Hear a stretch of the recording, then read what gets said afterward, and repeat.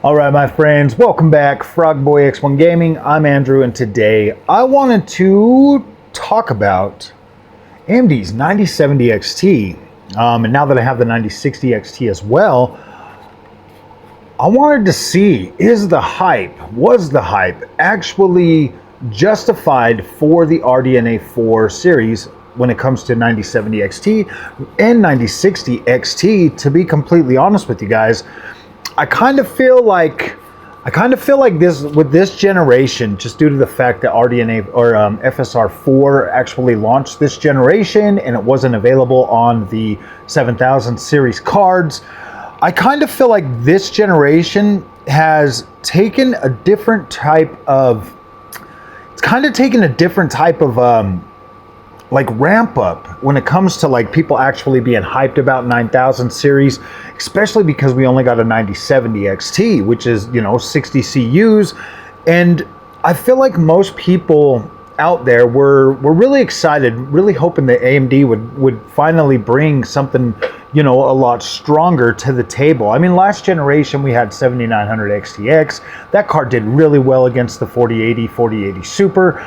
7900 XT actually did pretty dang good. So you had the full stack, the full lineup last generation: 7600, 7600 XT, 7700 XT, 7800 XT, 7900 GRE, 7900 XT, and the XTX. And this generation we have four cards. We have the 9060 XT, we have a 8GB and then a 16GB, and then we also have the 9070 and then the 9070 XT.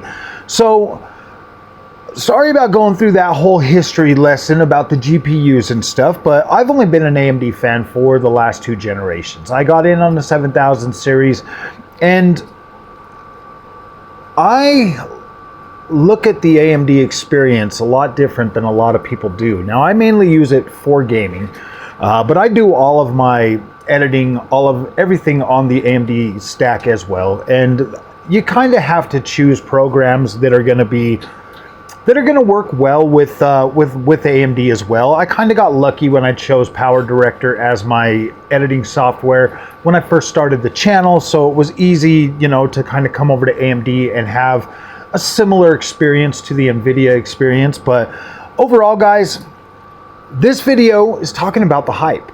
And was it freaking justified? Or was there even really that much hype after we found out that AMD was only doing mid-range cards? So guys, I had the 7900 XTX. That was the last card I had as my daily driver for the AMD stack on RDNA3. And to tell you the truth, guys, I was more than satisfied with that card. And to be completely honest with you, I was actually quite mortified that like this was going to be a massive, this is the Aorus, the one that's signed by Lisa Su. Lisa Su and AMD sent this out to me. All the AMD cards that I got this generation have been sent out to me either through AMD themselves, with this one right here signed by Lisa Su, or with XFX. They sent out the one that I'm using right now is the one that I actually wanted, was the Magnetic Air from XFX. Absolutely incredible GPU. And then I also have the from the 9060 stack, or from the 9060 XT, I have the XFX, and this is the Swift model. This is the OC model. It's the triple fan. This thing is actually pretty dang good. So hype-wise, guys, I don't necessarily think there was a whole lot of hype. I feel like it was more muted just due to the fact that AMD came out and said, hey guys, we're not doing a high-end card this generation, but there's clearly rumors out there talking about maybe a 9080 XT or a 9090 XTX or whatever. I mean, there's some, AMD could always come out toward the end of the year and be like, all right guys, boom, we kept this under wraps. Here's your high-end AMD experience that's, above and beyond 5080 and just under 4090 or 4090. If they could deliver that level of GPU for $1,000, 4090 power, I think a lot of people would absolutely be stunned, happy. They would pay the $1,000. They would jump right over. I think you would see I think there's enough people out there that would absolutely buy that, 24 to 32 gigs of VRAM. And it's definitely doable. And the reason why I say that is because I've been rocking 9070 XT now for the last 108 days. Can you believe it's been 108 days since the launch of RDNA4? And in that time, I sold the 7900 XTX. I felt comfortable enough after, you know, that first week. And to be completely fair, I wasn't completely like sold and like, yeah, ready to go, but I felt confident enough in the performance that I was getting out of both the Magnetic Air and the Aorus. Like, this card is absolutely stunning. Out of the Aorus, when I first got these two cards, that I was like, okay, I'm getting pretty similar performance. You know, I'm starting to use the features more. I'm using FSR4. I've got it in performance mode. I've got obviously, you know, access to frame generation and stuff in a lot of these games. And so I felt confident, I felt comfortable enough to where I was like, all right, I'm still getting an incredible experience, and, you know, playing around at 4K and stuff, and on the 3440 by 1440p, I was like, all right, this is actually a pretty damn good experience. Pretty close, not like I don't want you to get the wrong, idea feeling like, oh yeah, I can just go out and get like a 9070 XT and it's going to blow the doors off last generation. No, I mean, there are some advantages that having a wider bus and having more VRAM and stuff like that would definitely allow you to have. But I feel confident enough in the performance of these GPUs that I don't necessarily think they lived up to the hype, if there was any at all. I think they actually might have surpassed that a lot along the way. I think a lot of the air, I feel like a lot of the oxygen got ripped out of the room when the AIBs came out with a much higher MSRP than what AMD had initially suggested. At a $599 MSRP for the 9070 XT, that is an incredible value. And I do kind of, you know, regret the fact that the AMD chose to either price it so low that the AIBs went way too crazy, and it just looks like a massive markup over what AMD stated this is going to cost and what it's worth.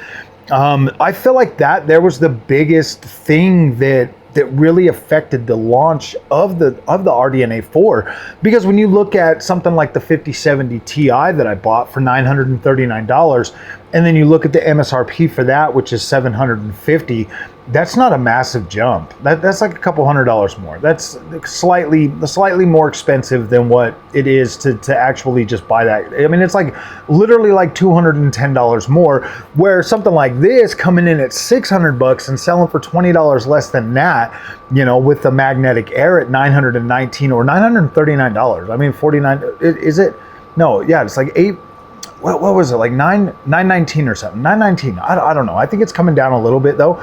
But when you look at that, almost being like a $300+ you know, like markup over the base models and stuff, and then not being able to buy base models at MSRP, guys, that kind of just makes AMD look bad, in my opinion, though. And this is me, okay, because I've been utilizing AMD, and I do have NVIDIA.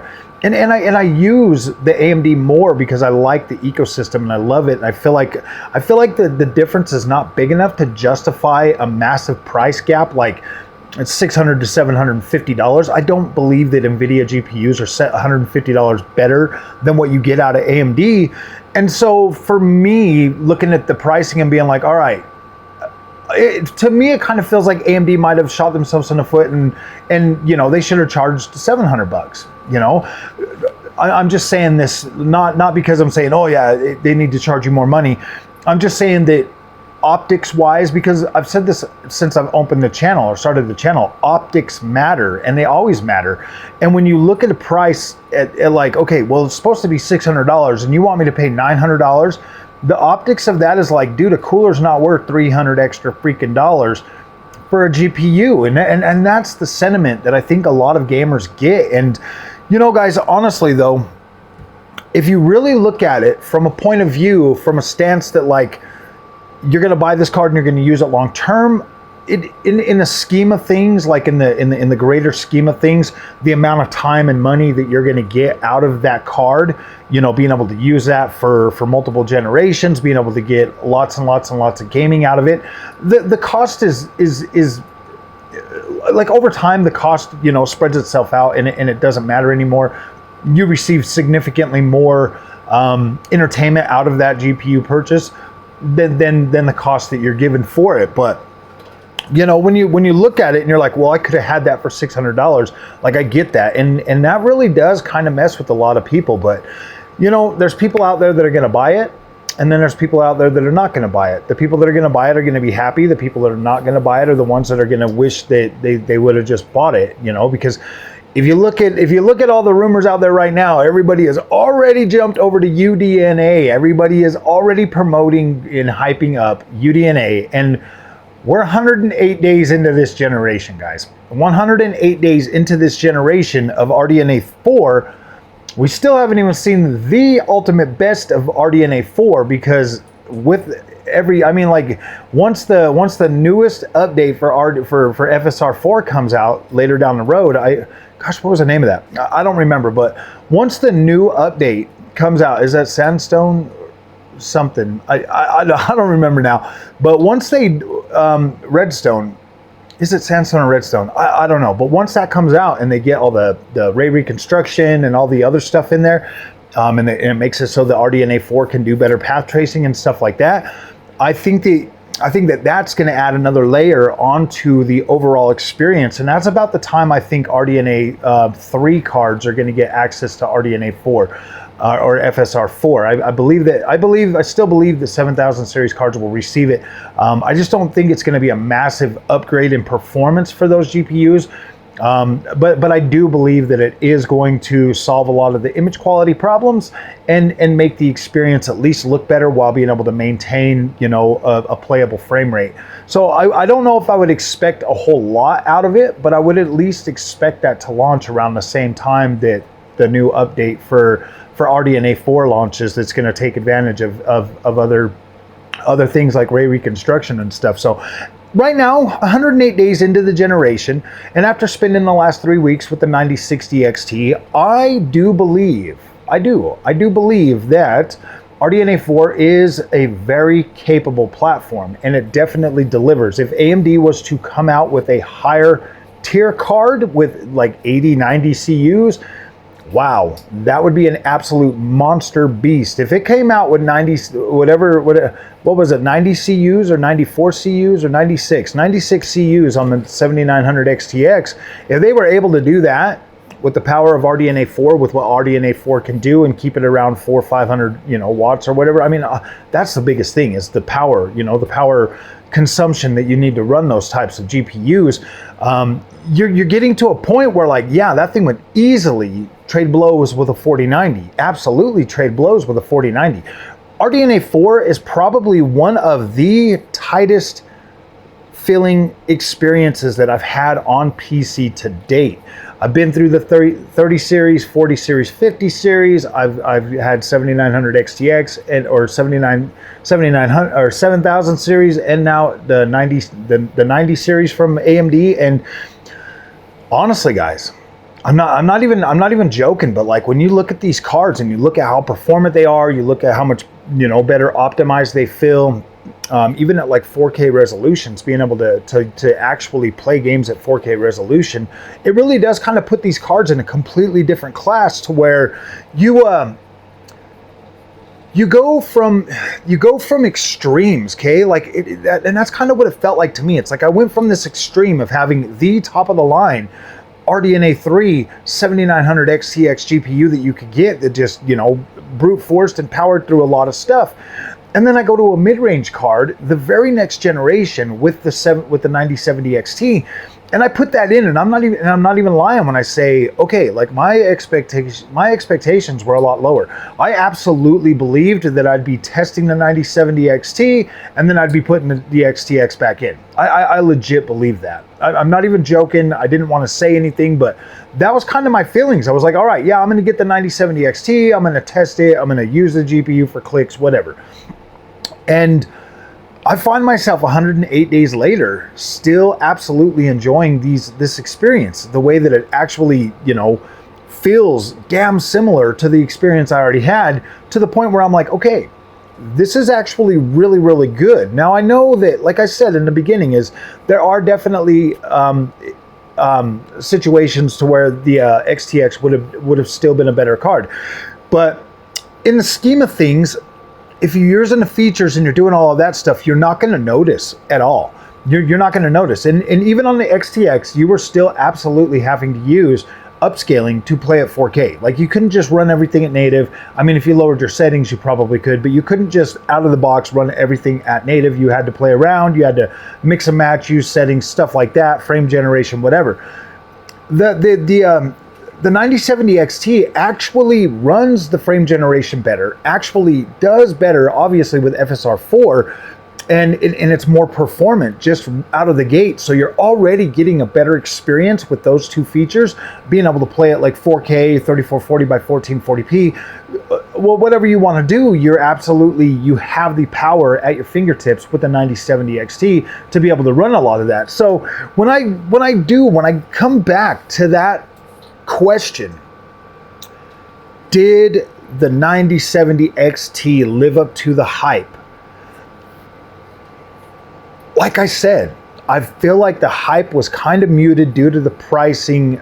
I feel like it was such a stumble out of the gate for not just AMD but for NVIDIA this generation. I feel like that both manufacturers came out and they were just like, yeah, the features, and it was kind of weird marketing, to be completely honest with you. I just don't think PC gamers were 100% ready to be told, look, you're getting less hardware, but you're getting better AI capabilities and you're getting better software. I just don't think that this was the generation to where people were 100%. I think that this should have been the generation for both NVIDIA and AMD to come out and be like, all right, guys, look at this. And not try to like take advantage of you, but, you know, come out and legit, I don't know, man, like the pricing thing. Like, me personally, I don't think like the prices are way too high, because they absolutely deliver high-end experience from last generation. They absolutely deliver that. So I don't necessarily think pricing is too high. What I do think is that these GPUs, I think they absolutely, I mean, I feel like the NVIDIA prices were fine, the MSRP. I feel like the MSRP for the AMD is fine too. But I feel like they definitely should have kept them closer to that and not tried to overemphasize the marketing for the multi-frame or MF4X and MFG4X and frame generation, FSR, all of this stuff.